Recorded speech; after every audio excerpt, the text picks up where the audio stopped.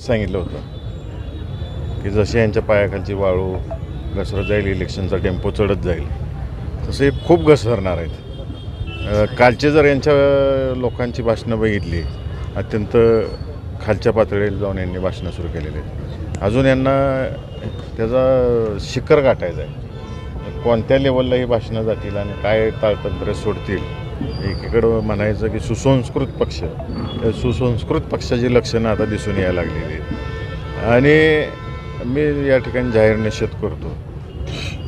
विठ्ठल कारखाना कैलासवासी औदुंबरांनी उभा केला आहे, वसंतराव काळेंनी चालवला आहे, त्याच पद्धतीनं भारत बालके साहेबांनी चालवलेलं आहे आणि आज अभिजित दादा चालवत आहेत. सहकार ही चेअरमन किंवा संचालकाची संस्था नाही, ही सर्वसामान्य सभासदाची संस्था आहे. आणि सभासदांनी निवडून दिलेली बॉडी ही विश्वासाने दिलेली आहे. ती काही पैसे देऊन निवडून आलेली बॉडी नसते. एक विश्वास ही आपला माणूस संस्था नीट चालवल, पुढं नेईल, चांगलं करेल, भलं करेल या हेतूनच शेतकऱ्यांनी निवडून दिलेली असते. यांच्या मागं कोण येत नाही आहे.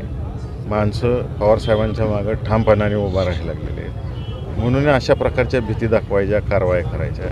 मी थोडीफार माहिती अभिजित आबांकडून गेला आठवडाभर अभिजित आबा बेचैन होते की कारखाना झोपतोय माझा, शेतकऱ्यांच्या बिलांचं काय होणार, शेतकऱ्यांचा कारखाना कसं हे होणार. एकीकडून तुम्ही डोक्यावर बंदूक लावायची आणि एकीकडे पाठिंबा दे म्हणायचं, असं चालणार नाही.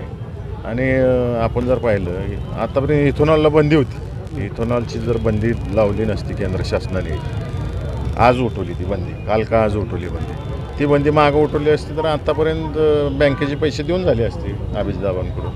त्यामुळे एकदम रडीचा डाव आहे आणि अजून ह्यांना खूप रडायचं आहे. आणि मी एवढंच सांगेन की माढा लोकसभा मतदारसंघ असेल, सोलापूर लोकसभा मतदारसंघ असेल किंवा अख्खा महाराष्ट्र असेल, ह्यांना खूप रडवणार आहे.